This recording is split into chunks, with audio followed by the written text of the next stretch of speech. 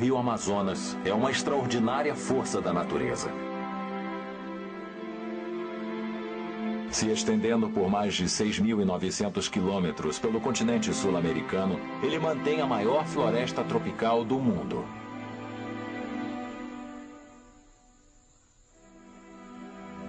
Suas águas contêm uma variedade de peixes maior que a do Oceano Atlântico.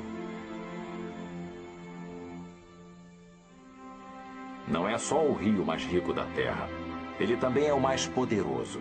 Com até 100 metros de profundidade e 40 quilômetros de largura, ele tem mais água que qualquer outro rio do mundo. Essa preciosa fonte nunca foi domada pelo homem. De sua nascente até o mar, nenhuma ponte cruza suas águas, nenhuma única represa impede seu fluxo. Mas mesmo não podendo ser controlado, ele pode ser destruído. Hoje, o desenvolvimento comercial está matando a natureza que protege o Amazonas e seu futuro está em perigo. A questão crucial agora é: quanto tempo esse rio imenso continuará correndo livre?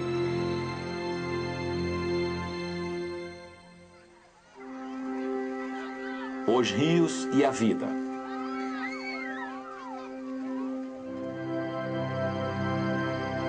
Amazonas. Distribuição Sinapse. Versão brasileira, Som de Vera Cruz Studios. O rio Amazonas tem um imenso poder sobre tudo que vive perto de suas águas.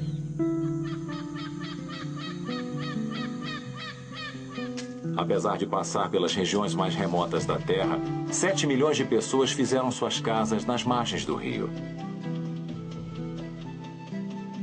De áreas isoladas a metrópoles tumultuadas, ninguém que viva perto pode controlar a força do rio Amazonas. Eles simplesmente se adaptaram à vida determinada pelo rio. A força de suas águas e a paisagem remota pela qual ele passa tem protegido o Amazonas do homem há séculos. Até recentemente se acreditava que essa floresta tropical era um dos ambientes mais estáveis do mundo. Mas o desenvolvimento comercial agressivo está destruindo a selva e a proteção que ela oferecia está sendo destruída. Hoje, o delicado equilíbrio ecológico da região está se tornando um caminho sem volta. O rio Amazonas, sua vida selvagem e seu povo estão vulneráveis como nunca estiveram.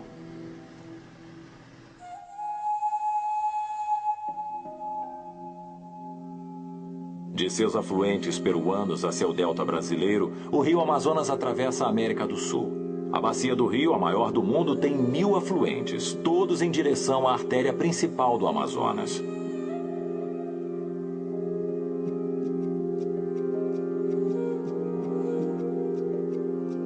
Com sua nascente glacial no alto das montanhas dos Andes, no Peru, a história do Amazonas só começa aqui, 1.800 quilômetros correnteza abaixo, onde os rios Ucayali e Maranhão se encontram. Só nessa confluência na floresta tropical peruana é que o rio ganha o nome de Amazonas.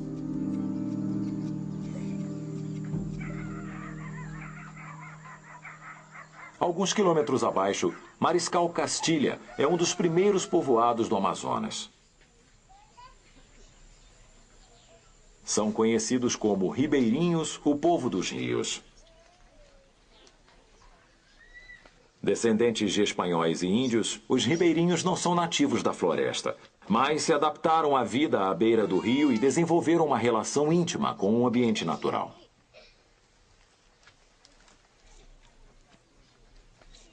Se habituar com a mudança das águas é parte da vida por aqui. Particularmente durante as temporadas de cheias do rio.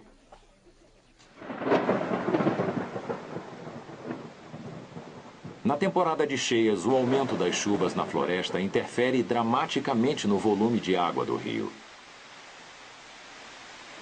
Numa cheia comum, os níveis aumentam mais de 20 metros e a área coberta pelo rio triplica. Nesse período, o Amazonas fica com tanta água extra que o continente sul-americano afunda vários centímetros com o peso e se ergue novamente quando a água some.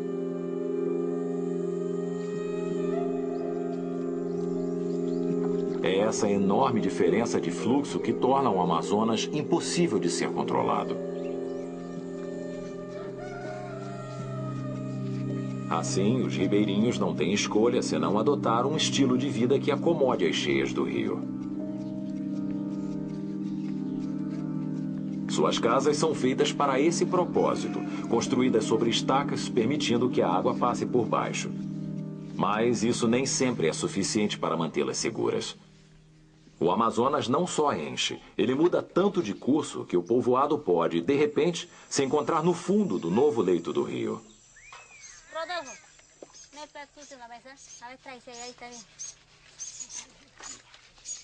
Maria Pizango viveu em Mariscal Castilha toda a sua vida. Nos últimos 10 anos, ela teve que reconstruir sua casa várias vezes para evitar a correnteza das águas. A erosão erodiu a encosta do rio. Antes dessa plataforma ser inundada, eu pedi que construíssem uma nova casa ali. Tive que mudar para lá antes que minha casa desaparecesse junto com a encosta do rio. O imenso volume de água no Amazonas significa que ele pode mudar facilmente seu curso por um terreno plano e por solos macios. Quando o rio se move, as pessoas não têm escolha se não se moverem com ele. Mas os ribeirinhos não vivem aqui apesar disso, mas por causa dessas mudanças constantes do rio. É por causa delas que as encostas do rio, ou várzeas, como chamam, são a extensão de terra mais rica em toda a floresta. Aqui eu tenho tomates, chiclaio e batatas que nós comemos. E aqui tem os pepinos. Também plantamos iuca para comer. O ingrediente mágico que torna toda essa terra tão fértil é o sedimento. Vindo das montanhas dos Andes, suspenso nas águas marrom escuro do rio. Quando o Amazonas enche, esse sedimento rico em minerais é distribuído pela terra, tornando-a incrivelmente produtiva. Essas planícies podem suportar agricultura contínua, embora em pequena escala.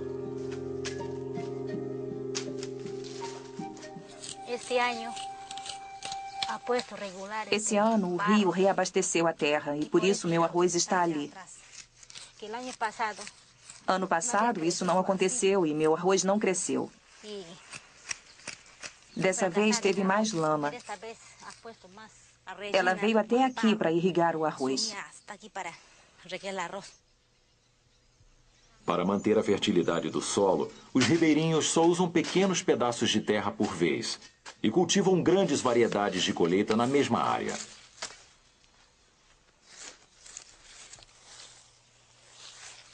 Além de prover solo fértil, o rio também provém peixes para o consumo. E os habitantes desenvolveram técnicas únicas para pescá-los.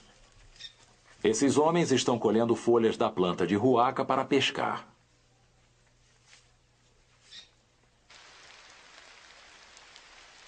Primeiro, as folhas de ruaca são esmagadas para liberar seu suco. Depois, a papa das folhas é transferida para uma tigela e mergulhada várias vezes em um dos muitos lagos formados próximos à aldeia de Mariscal Castilha. Quando o veneno da ruaca é liberado, ele diminui o oxigênio da água, deixando os peixes entorpecidos, forçando-os a chegar à superfície para buscar ar. Quando estão à vista dos ribeirinhos, se tornam presas fáceis.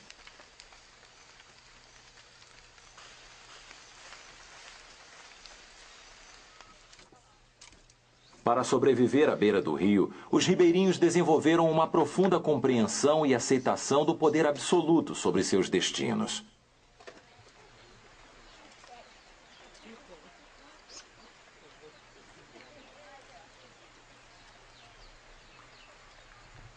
Mas a agricultura de subsistência é precária. E um número crescente de ribeirinhos está deixando o isolamento das aldeias em busca de uma vida melhor. vários acabam aqui, 125 quilômetros rio abaixo, na cidade de Iquitos, a metrópole da selva.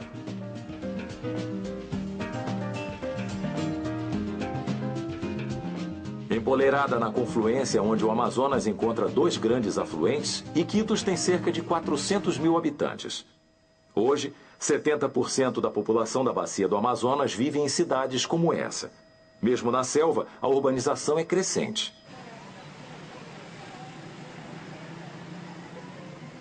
Rodeada por água e pela floresta, Iquitos é a maior cidade do mundo que não pode ser alcançada por uma estrada. A locomoção dentro da cidade é feita por riquixás. A viagem para dentro ou fora da cidade é feita de avião ou de barco. Apesar de estar a mais de 3.700 quilômetros do mar, Iquitos é salva do isolamento total pela estrada de água, que é o rio Amazonas. Essas águas fornecem à cidade um precioso contato comercial com o mundo de fora. Mas esse contato tem um preço. Apenas 106 metros acima do nível do mar, moradores de Iquitos não têm como controlar as águas que os rodeiam. A vida aqui é vivida à mercê do rio. O subúrbio de Belém é um exemplo perfeito. Durante o período de cheias, Belém só pode ser alcançada de barco. Muitas das casas aqui são construídas para flutuar sobre as águas. Casas que não flutuam são projetadas para serem submersas. Famílias que vivem nessas casas de 2 andares mudam seus pertences para os andares superiores durante a temporada de cheias, permitindo que o andar térreo seja engolido pelas águas. Quando as águas baixam, a família volta para essa outra metade da casa, pronta para devolvê-la ao rio no ano seguinte.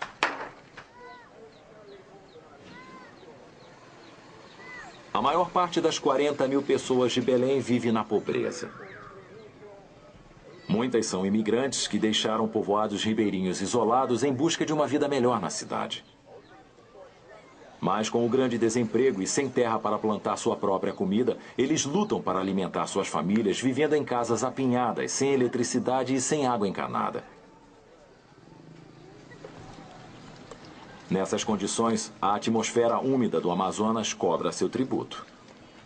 Malária e doenças respiratórias são comuns. Quando ficam doentes, a primeira parada é Passar Paquito, a Rua dos Remédios. Localizada em uma parte de Belém que não enche, essa rua de comércio só vende remédios feitos de plantas e animais locais. Blanca Saldanha tem sua banca na Rua dos Remédios e vende poções caseiras. Acá temos o ipururo.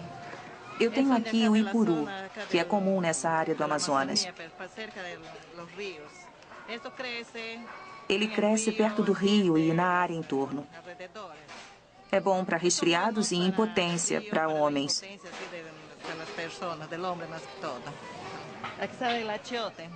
O urucum também cresce na beira do rio. Você faz um chá para problemas da próstata e para reduzir inflamações. Não são só os habitantes daqui que reconhecem os benefícios dos produtos locais à saúde. 1/4 de todas as drogas farmacêuticas derivam de plantas que só crescem em delicados ecossistemas sustentados pelo rio Amazonas. Mas remédios sem aprimoramento não são páreo para as doenças fatais que atacam os moradores de Belém. Quando remédios locais falham, sua única esperança é um centro médico filantrópico. Lázaro Terán, passe, por favor. Ronald Gonzalez é um médico que trabalha nessa clínica para os moradores mais pobres de Belém. Há sempre mais pacientes do que ele consegue atender. Sofre dos brônquios? Abre a boca bem grande, bem grande. Esse menino tem 5 anos e foi trazido à clínica por sua mãe, que está preocupada com sua tosse persistente. Dr. Gonzalez acredita que o problema da criança é diretamente causado pela vida próxima ao rio. O menino tem um problema no peito. Ele tem uma obstrução aguda dos brônquios, uma asma. Então ele será tratado. Essa obstrução aguda dos brônquios é muito virulenta quando as crianças vivem em áreas muito úmidas, como aqui, perto do rio. Umidade excessiva pela manhã e à noite obstrui os brônquios, impedindo a respiração tranquila. Ele tosse muito e não consegue dormir.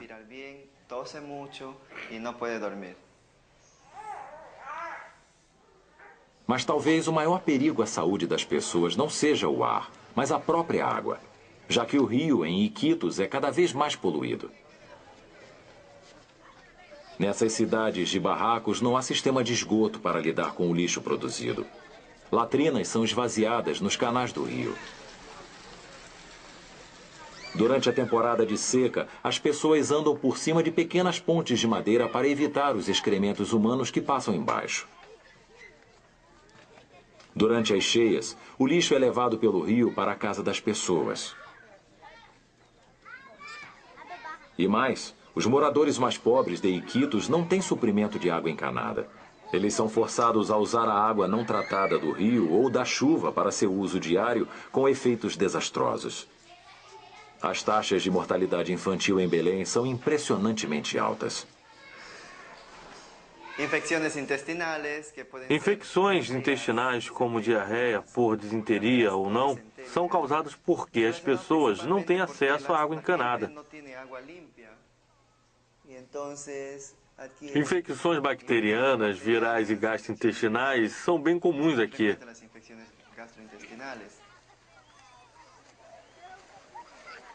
É irônico que, apesar do Amazonas ter mais água que a capacidade total dos outros 8 maiores rios do mundo, as pessoas que vivem nas suas margens não têm água limpa para beber. Mas o próprio rio também é causador disso, porque o Amazonas enche e muda tanto de curso que não pode ser confiável para fornecer água encanada. Nos últimos anos, o rio saiu do centro de Iquitos.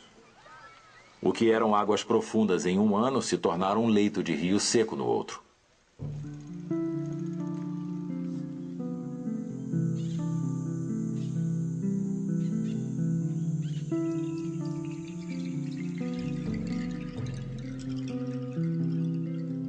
Quando sai de Iquitos seguindo do Peru para o Brasil, o Amazonas corre mais ou menos paralelo ao Equador, onde a Terra recebe energia máxima do Sol. Nessas condições, a vida selvagem floresce em várias formas adaptadas.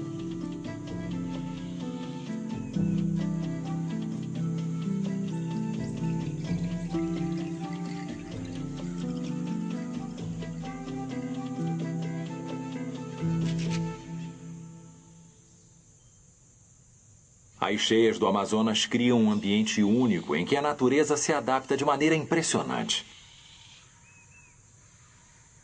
As florestas alagadas são um grande exemplo.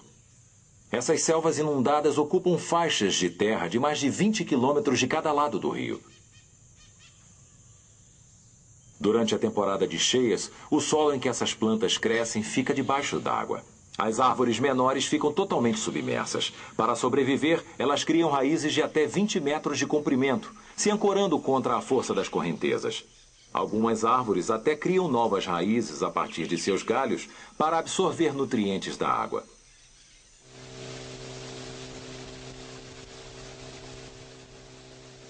A área coberta pela bacia do rio é tão vasta que ainda há afluentes a serem explorados e milhares de plantas e animais que não foram catalogados.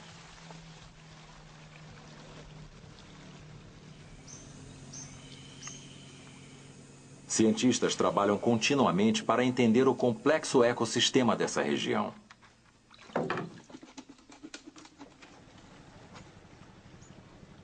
Um dos muitos projetos de pesquisa da vida selvagem na Amazônia é baseado aqui na reserva do Piranha, no meio do Amazonas. Trabalhando em um laboratório flutuante, Maria Soares é diretora da operação.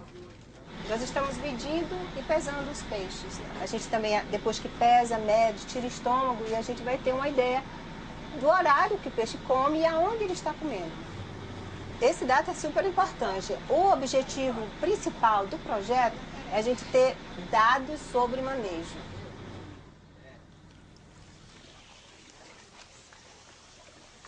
A reserva do Piranha é lar de uma enorme variedade de peixes perfeitamente adaptados à vida nessa selva submersa. O período de alagação é o período onde nós temos muitos tipos de árvores, com vários tipos de fruto, e que é uma excelente fonte de alimentação para muitas espécies de peixes. Que, por exemplo, nós temos um tarumã no estômago de uma sardinha comprida, é um triporteus, é uma espécie do gênero triporteus, e que é um peixe esperto que gosta de comer tarumã. Tarumã é um fruto super gostoso. Até nós, às vezes, quando estamos na floresta, a gente pode tentar comer os tarumãs, que é docinho, é gostoso, além de ser linda. A árvore é linda. É uma fêmea em repouso. Nessa relação simbiótica, as árvores também se beneficiam, já que os peixes distribuem as sementes de seus frutos através de seus excrementos. Os peixes bem alimentados são uma fonte crucial de comida para os ribeirinhos que vivem na reserva do Piranha.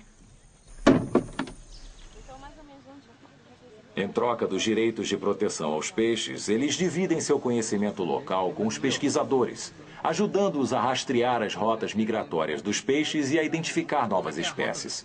Eles vêm de onde? O Manacapuru está aqui, por exemplo. Isso a gente conhece como Paraná, daí do Retor de Baixo mesmo, né? São informações inestimáveis no local em que apenas uma fração da vida selvagem foi cientificamente documentada. Na Bacia Amazônia, há uma estimativa de 2.000 catalogados nos museus, 2.000 espécies, mas há uma estimativa que é conservadora de 3.000 espécies. Por que essa estimativa é conservadora? Porque existe ainda, nas cabeceiras dos igarapés, ainda existem muitos corpos d'água que precisam fazer os levantamentos taxonômicos. Trabalhando em colaboração com os habitantes, projetos de pesquisa como esse descobrem 50 novas espécies de peixe a cada ano. O conhecimento ganho ajuda os ribeirinhos a explorar e proteger o ecossistema do qual suas vidas dependem. Vamos defumar o cuiú? Vamos ver como é que ele vai ficar? No entanto, há um animal que os ribeirinhos não ousam caçar. O legendário boto.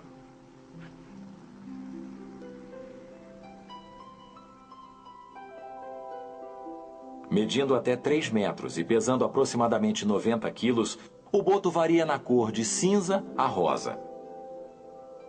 Com um cérebro 40% maior que o dos humanos, eles são extremamente inteligentes e naturalmente brincalhões. João de Lima é um pescador que teve vários encontros com botos. Para mim, só uma pessoa. Se for uma pessoa numa canoa pequena, ele que não tenha medo dele, ele não se acompanha de você. Mas se ele pressentir que você tem medo do boto, aparece muito boto e eles procuram lhe judiar. Eles procuram de qualquer maneira, se você andar numa canoa pequena, né, menor do que essa, eles procuram querer lhe alagar. A natureza enganadora do boto alimentou todos os tipos de mitos locais. Boatos contam que, à noite, o boto emerge do rio para cortejar as mulheres locais. Ele se aproxima, vamos dizer, como fosse qualquer uma pessoa, como eu, qualquer senhor, assim, né? Um homem físico mesmo, para se aproximar da mulher, o boto. Realmente isso já aconteceu, como eu estou dizendo, aconteceu nessa região aqui, já aconteceu isso. A história do boto é que muitas das vezes ele se apodera da mulher, por causa que muitas das vezes as mulheres elas não estão em condições, né?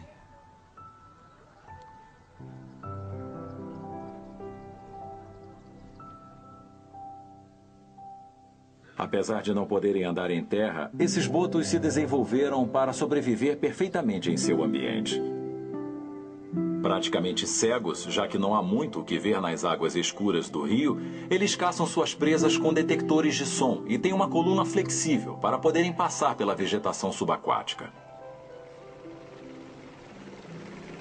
Os golfinhos do Amazonas não são só os únicos golfinhos de rio do mundo, mas são um dos poucos tipos que sobrevivem, protegidos pelo rio indomável. Na remota reserva do Piranha, o boto e os pescadores desenvolveram um entendimento. Mas em outra parte do Amazonas, o desenvolvimento comercial pôs animais e humanos em conflito direto. –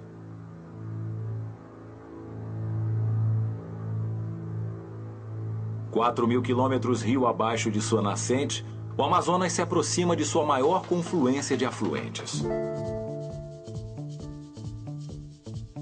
Aqui, as águas escuras e limpas do Rio Negro se unem ao fluxo lamacento do Amazonas.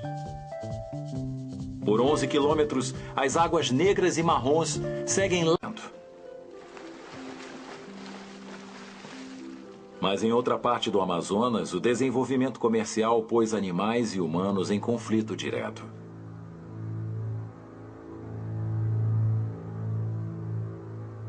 4.000 quilômetros rio abaixo de sua nascente, o Amazonas se aproxima de sua maior confluência de afluentes. Aqui, as águas escuras e limpas do Rio Negro se unem ao fluxo lamacento do Amazonas. Por 11 quilômetros, as águas negras e marrons seguem lado a lado, antes de finalmente se misturarem para criar o rio mais largo do mundo.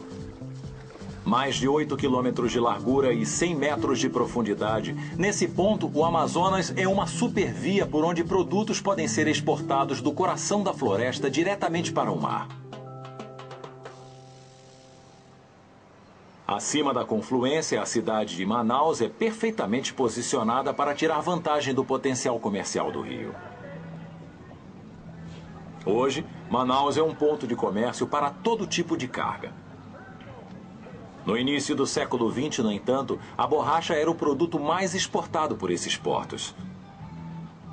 Retirada da floresta, a borracha era levada pelo Amazonas de Manaus para qualquer lugar do mundo. Na época, Manaus era conhecida como a Paris dos trópicos. Os prédios velhos em ruínas no centro da cidade são uma lembrança da imensa riqueza que a borracha um dia trouxe. Mas os dias de glória foram curtos. Em menos de 30 anos, a indústria da borracha do Amazonas se arruinou quando plantações rivais iniciadas na Ásia e a borracha sintética ficaram disponíveis. Para ajudar Manaus a se reinventar, o governo brasileiro declarou uma zona livre de impostos. Mercadorias que entram e saem da cidade são livres de impostos, encorajando os investidores internacionais a se estabelecerem aqui. Hoje, bilhões de dólares em produtos entram e saem de Manaus todo ano. Esse comércio atrai milhares de novos imigrantes para a cidade, todos esperando partilhar da riqueza que o rio traz. Para acomodar o crescimento, os limites da cidade de Manaus estão se expandindo cada vez mais para a floresta ao redor, invadindo a natureza e sua vida selvagem.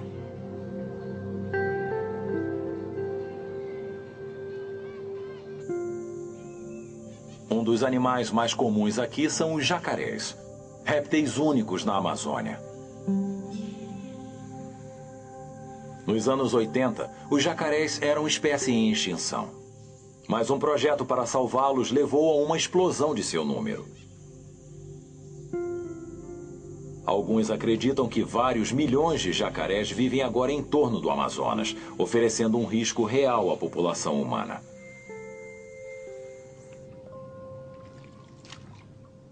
Para aqueles que ganham a vida na água, os riscos são fatais. Adalcemir Cardoso é um pescador que foi atacado por um jacaré alguns anos atrás. Eu estava tirando peixe, sangrei, só que no momento eu não prestei atenção para esse lado. E aí quando eu pude perceber, o jacaré pulou, né, mais ou menos 1 metro de altura. E aí no momento em que ele pulou para atingir a minha cabeça. Eu, com o reflexo dos olhos, eu pude perceber que era um animal. Aí eu tirei a cabeça e joguei o braço. Aí ele já vinha e fechou o braço. Aí no momento em que ele agarrou aqui, ele largou a canoa. né? Ele que era muito pesado, 5 metros de tamanho. Aí no momento que ele alargou o casco, aí ele saiu me levando. Na luta de 20 minutos, o jacaré tentou arrastar Adalcemir para baixo d'água, pelo braço. Quebrou em 4 partes, torou essa junta. Isso aqui foi torado, esse aqui, ó. Esse dedo aqui foi torado, foi só fixado aqui.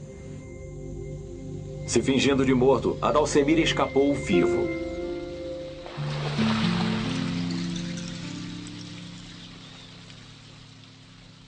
Mas não são só os pescadores que estão em risco. Com o aumento do número de jacarés e a expansão de Manaus, animais e humanos competem pelo espaço. Os canais estreitos do rio que passam pelos subúrbios de Manaus são um bom exemplo. Aqui, os jacarés vivem entre o lixo urbano. Mas muitas pessoas também vivem próximas aos canais. Essa situação pode levar a conflito. Cíntia Martins tem um restaurante que dá fundos para um dos muitos canais do rio. Ela chegou ao trabalho uma manhã e encontrou uma visita surpresa esperando por ela. Quando cheguei no portão, tinha um jacaré, 2,5 metros para 3 metros. Tomei aquele susto, porque imagina um jacaré, muito assustado eu fiquei. Então chamei o pessoal que trabalha, né, que mora aqui também, e fomos até lá, no portão, com uma corda, e colocamos na boca. Cíntia teve que tentar arrastar o jacaré de volta para o canal de onde ele havia emergido. E tinha chovido bastante naquela noite. Eu creio que o igarapé encheu e ele subiu, né? E tivemos que construir um muro para ficar mais tranquilo também, né? Mas lidar com a vida selvagem local é só um dos desafios do desenvolvimento urbano. Com o crescimento econômico, a necessidade de eletricidade em Manaus também aumenta.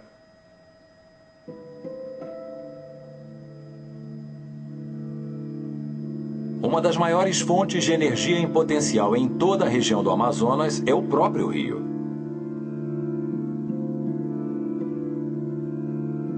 É uma força que empreiteiros adorariam utilizar, particularmente no Brasil, onde, em média, 80% da eletricidade de todo o país é gerada pela força das águas. Até hoje, o Amazonas não foi represado. Ele é grande demais para ser controlado e, com uma inclinação de menos de 100 metros na maior parte de seu curso, ele é lento demais para produzir eletricidade. Mas várias centenas de afluentes que se unem ao Amazonas têm correntes bem mais fortes. E são essas artérias que estão sendo unidas na corrida para se produzir energia das águas. – 150 quilômetros a leste de Manaus, no afluente de Uatumã, fica a represa de Balbina. Hoje, o lago formado pela represa parece bonito e tranquilo. Mas nos anos 80, quando foi construída, causou tanto dano ambiental que Balbina foi chamada de um dos maiores erros já cometidos no Amazonas. A história dela é um terrível alerta sobre os perigos de se represar um rio na floresta tropical. Antes de ser construída, especialistas disseram que a Balbina inundaria uns 2.360 quilômetros quadrados de floresta tropical para produzir 250 megawatts de eletricidade, cuja maior parte seria fornecida a Manaus. De início, os ambientalistas criticaram a porção de floresta que seria perdida para produzir quantidade tão modesta de energia. E mais, várias comunidades indígenas viviam na área que seria inundada. Suas casas e meios de vida seriam destruídos quando as águas invadissem. Com a grande oposição, as autoridades decidiram terminar o debate sem avisar, fechando as comportas 30 dias antes. Os efeitos foram catastróficos. Os engenheiros subestimaram a área que seria submersa. Quando as comportas se fecharam, a água se espalhou para todo lado pela planície. Pessoas e animais fugiram para viver.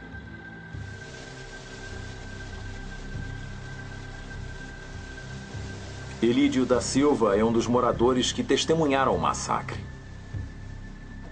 A quantidade de animal que mais foi morto na época aqui foi o macaco. O macaco ele foi morto porque é uma área muito grande, né? E que sobrou poucas, você vê que sobrou poucas ilhas, né? Enquanto assistia dezenas de milhares de animais se afogando, Elídio entrou numa missão desesperada para resgatar o máximo possível deles. E a gente, aí vamos nós fazer o tipo de coleta, né? Os animais. Pegando os animais e levando para a parte mais alta, né? Para salvar uma pequena parte, porque a maior parcela morreram mesmo, né? Devido a não ter a quantidade de barco necessário para a coleta dos animais. Não só o habitat foi destruído, a água também. Porque na pressa para encher a represa, a floresta da área não tinha sido limpa. Com o apodrecimento das árvores, o reservatório se encheu de espuma, matando os peixes e envenenando o suprimento local de água potável. É uma água não tinha condição da gente consumir. De jeito nenhum, água muito feia, né? Então a empresa, ela fez alguns poços artesianos, mas não artesiano propriamente, né?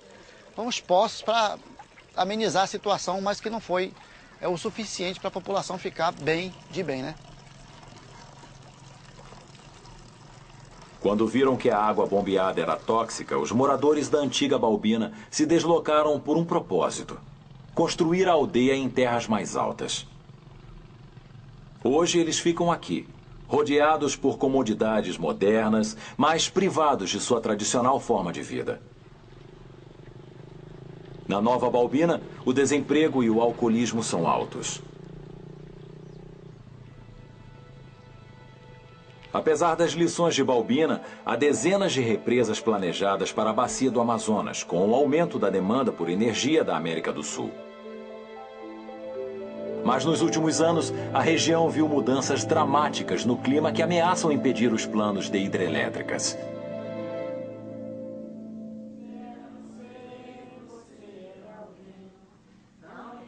Mais abaixo de Manaus, onde o Rio Negro e o Amazonas se encontram, Catalão é um dos muitos lagos formados pelas águas.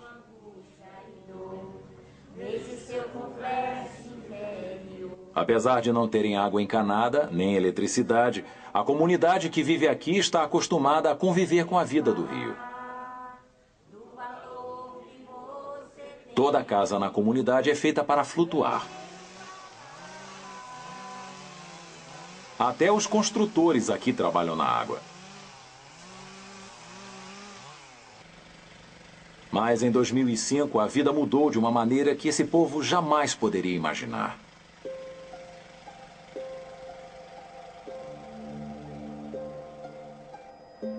No verão daquele ano, o Amazonas sofreu a pior seca já registrada, causando caos na região. No Lago Catalão, os moradores ficaram totalmente isolados. Raimunda Viana lembra do efeito que isso teve na comunidade. Foi assim pra gente assim uma calamidade, né? Houve muita necessidade, houve fome porque os peixes morreram, os flutuantes ficaram no seco, não teve água, a gente tinha que caminhar bastante para chegar lá no rio, para carregar água na cabeça, para trazer de volta, para banhar, para lavar e para tomar. A comunidade se desesperou com as águas que sumiam, deixando peixes mortos. Quando seu suprimento de comida e água chegou a zero, o povo se reunia todos os dias na igreja para rezar pelo fim de seu sofrimento. Aí a gente tinha que pedir só a Deus mesmo para que Deus mandasse chuva. Quando vinha a chuva, as pessoas estavam na gota pegando lá um pouquinho de água, né, nas vasilhinhas, na goteira lá, para poder tomar. Que evitava de estar no movimento de carregar água no sol quente, né? A situação foi a mesma por todo o Amazonas. As águas do rio baixaram tanto que os barcos ficaram encalhados. Houve até histórias de peixes sendo cozidos vivos no calor das águas rasas. Com a seca do rio, a floresta sofreu também. Transformada de esponja molhada em material inflamável, uma área de mais de 1.000 quilômetros quadrados foi perdida em incêndios. A fumaça prolongou a crise, inibindo a formação de nuvens e piorando ainda mais a seca. E o Espírito Santo se move em você. Você tem um valor, o Espírito... Quando suas preces foram atendidas e as chuvas chegaram, o povo do Amazonas achou que a seca de 2005 fosse acontecimento único.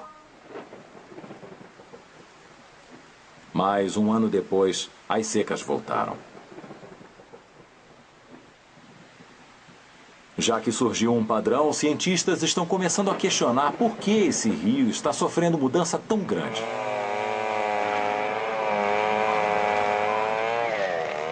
Vários culpam o desmatamento pelo aumento da seca.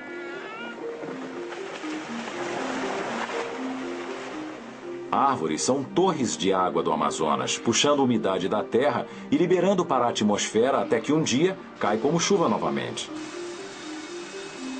Mas uma área da floresta do tamanho de 6 campos de futebol americano é derrubada a cada minuto, destruindo o ciclo de água que é a salvação dessa região. E mais, as queimadas na floresta aumentam o aquecimento global e a probabilidade de novas secas. Apesar das árvores da Amazônia produzirem mais de 20% do oxigênio da Terra, as queimadas são agora responsáveis por 1/4 de todas as emissões de gases de efeito estufa.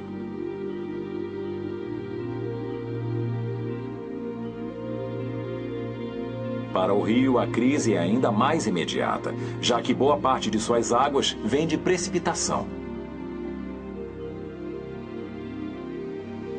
Sem a chuva da floresta tropical, o Amazonas, como conhecemos, pode deixar de existir. E quanto mais o rio segue seu curso para o leste, maior se torna a ameaça. –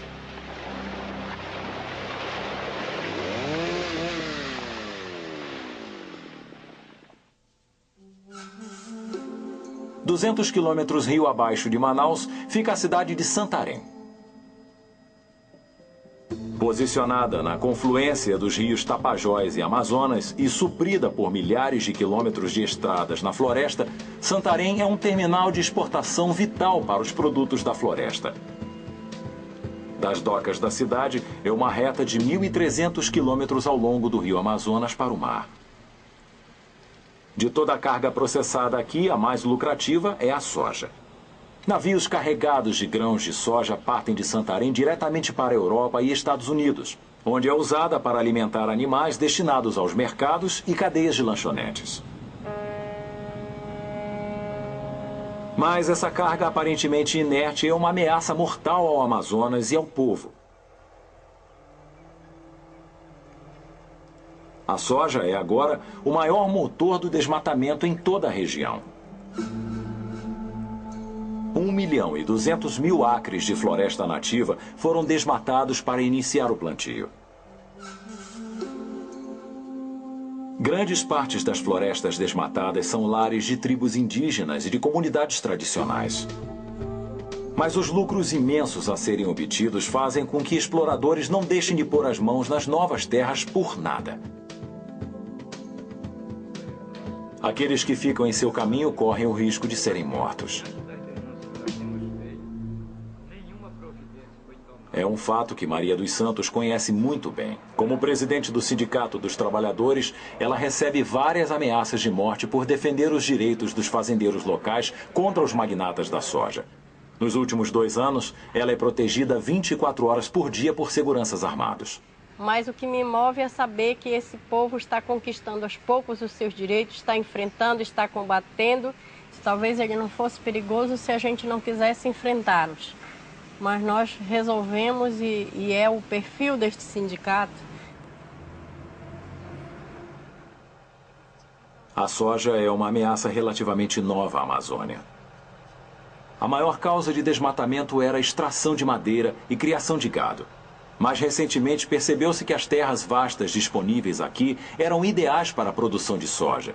que só é lucrativa quando produzida em enormes quantidades. A primeira região a ser explorada foi o Mato Grosso do Sul. Mas foi só questão de tempo até que os magnatas da soja chegassem a Santarém. Bom, então lá pelos anos de 99, 2000, já havia o anúncio que chegariam. Os sojicultores chegariam na nossa região.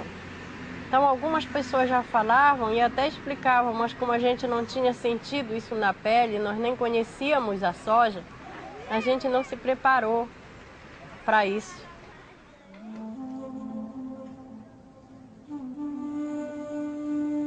O símbolo mais óbvio da chegada da soja em Santarém foi a construção da estação de exportação privada próxima às docas da cidade. Construída sem permissão, a legalidade dessa estação ainda é discutida nos tribunais. Os primeiros moradores de Santarém souberam disso quando a praia da cidade foi repentinamente substituída pela imensa plataforma industrial. Logo depois, no entanto, as implicações pioraram quando fazendeiros locais foram forçados a vender suas terras aos magnatas da soja. Já que a maioria dos trabalhadores rurais não tinha documentos para provar que eram donos de suas fazendas, fazê-los vender foi relativamente fácil. Eles legalizavam a terra, depois iam lá procurar quem estava morando e dizer, olha, agora eu tenho documentos dessa terra, ou tu pega este valor, então tu vai sem nada. Aí contava tudo que podia chamar a polícia, essas coisas, então o trabalhador já pegava 5 mil, 10 mil, até mesmo por não saber. E eles nos ajudavam mais, dizendo, olha, você vai para a cidade, você compra uma casa, lá você vai viver melhor, lá você vai assistir uma televisão, você vai sair desse mato que não tem energia, um monte de coisa. E aí a pessoa acabava caindo nessa conversa, nessa lábia. Muitos imigrantes rurais vieram para cá, para os subúrbios pobres de Santarém. Mas logo perceberam que o dinheiro não duraria muito na cidade. No campo, eles podiam ter sua própria colheita que dava comida e lucro. Na cidade, eles não têm nada que forneça renda. Essas ruelas estão cheias de famílias desesperadas que perderam tudo para a ganância da indústria da soja. São essas pessoas que Maria tenta ajudar. Entre elas, há uma mulher que não quer ser identificada por temer por sua vida. 5 anos atrás, ela e seu marido vieram para a cidade quando sua comunidade rural foi queimada pelos bandos que trabalham para os magnatas da soja. Depois que a gente chegou aqui na cidade, graças a Deus, Deus deu esse lugarzinho aqui para nós. Deus deu. E o povo desse lugar, a população ajudou a gente a fazer esse barraco aqui.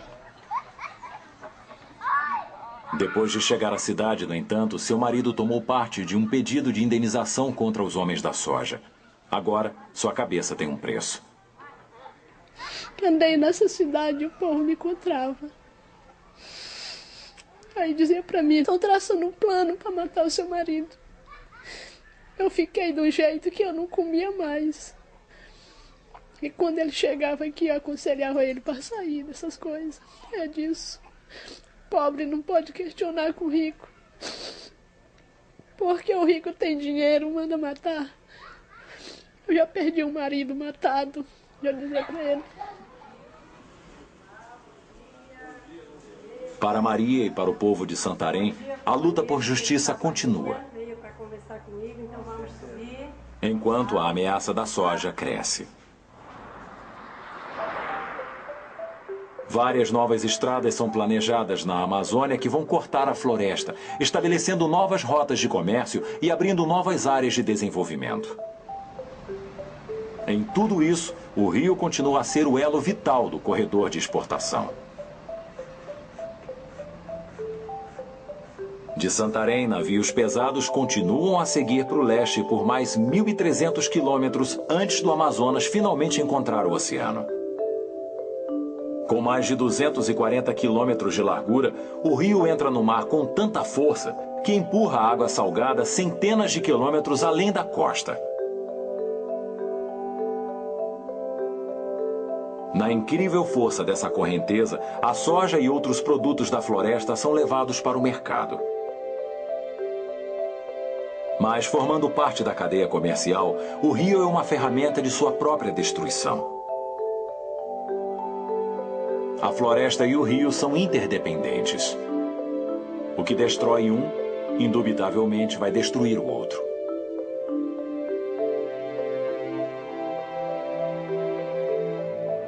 Hoje, o rio Amazonas ainda carrega 1/5 de todo o fluxo de água dos rios do mundo. Para o povo que vive em torno dele, o rio ainda dita o ritmo de vida. Mas é claro que o Amazonas não pode mais escapar das influências do mundo moderno. Veremos por quanto tempo o último rio não controlado da Terra vai continuar a seguir livre.